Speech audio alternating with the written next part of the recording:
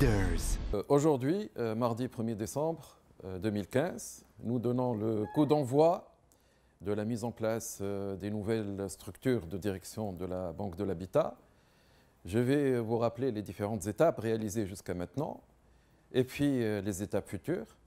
Et puis j'interviendrai dans un troisième point sur les différents rôles des différentes parties prenantes.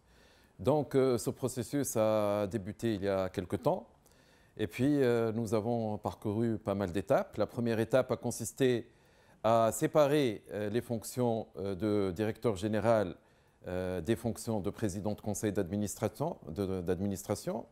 Et puis nous avons sélectionné les administrateurs représentant l'État dans ce conseil d'administration, lequel processus de sélection des administrateurs s'est fait suite à un appel à candidature. Et puis la troisième étape a consisté à préparer un business plan et un audit, à les faire approuver par les membres du conseil d'administration, par le conseil des ministres et récemment par l'Assemblée des représentants du peuple. Tout de suite après, nous avons procédé à la recapitalisation de la Banque de l'Habitat. Et puis, la dernière étape, qui est celle d'aujourd'hui, c'est la nomination d'un nouveau directeur général. Et puis là aussi, Ahmed Rjib, le directeur général, a été sélectionné suite à un appel à candidature. Et d'ailleurs, lors des discussions budgétaires du budget du ministère des Finances pour l'année 2016 à l'Assemblée des représentants du peuple, cette sélection et ce travail a été souligné par l'opposition et le ministère des Finances a été félicité pour la transparence qui a procédé au choix de ce directeur général. Et puis, il est pratiquement rare que l'opposition adresse des félicitations au ministère des Finances.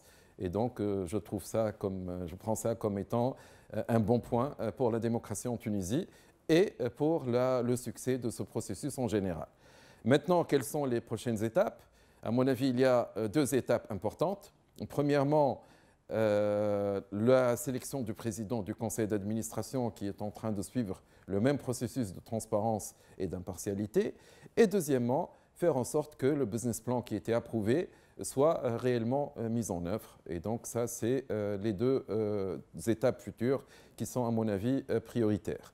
Bien entendu, dans ce business plan, il y a différentes actions, des actions touchant le personnel pour que ce personnel puisse voir le changement dans la conduite des affaires de la banque et aussi la modernisation des outils de gestion de la banque par la mise en place d'un nouveau système d'information, par la mise en place d'une cellule d'analyse et de gestion des risques, etc., etc. Et puis par une stratégie commerciale un peu plus évoluée en faisant intervenir le e-banking. Et vous savez très bien que le e-banking en Tunisie, c'est quelque chose qui fait défaut. Donc je pense que la BH a un rôle important à jouer dans ce sens. Donc ça, c'est les prochaines étapes. Et puis, je voudrais, dans un troisième point, rappeler le travail et le rôle de chacune des parties prenantes.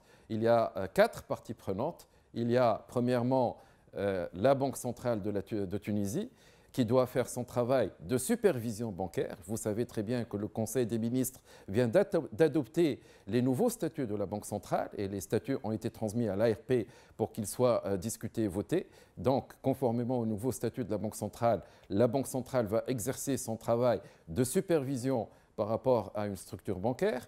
Et puis, deuxièmement, il y a le ministère des Finances qui à travers ses administrateurs, va veiller à ce que les intérêts de l'État dans cette banque soient préservés. Vous savez très bien que le ministère des Finances et l'État tunisien détient la majorité dans le capital de la BH.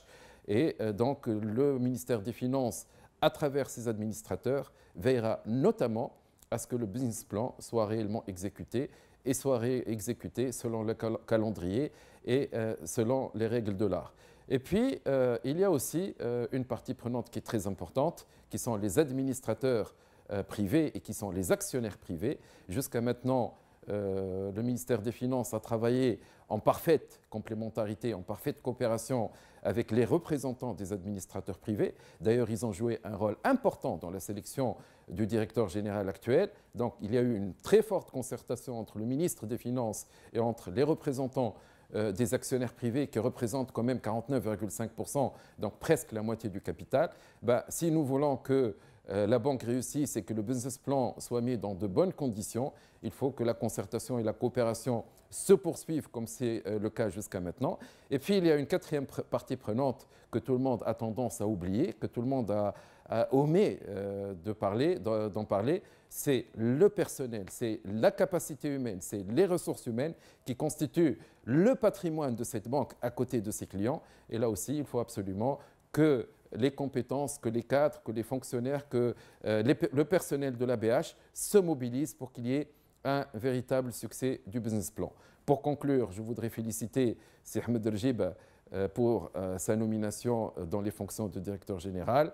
Je voudrais féliciter également le personnel et les cadres de l'ABH pour le travail accompli jusqu'à maintenant.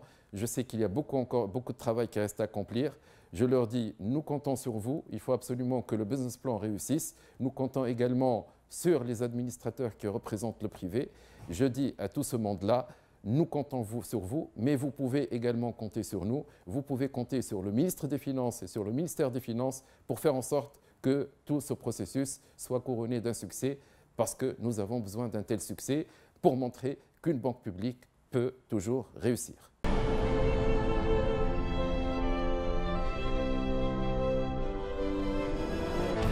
Leaders.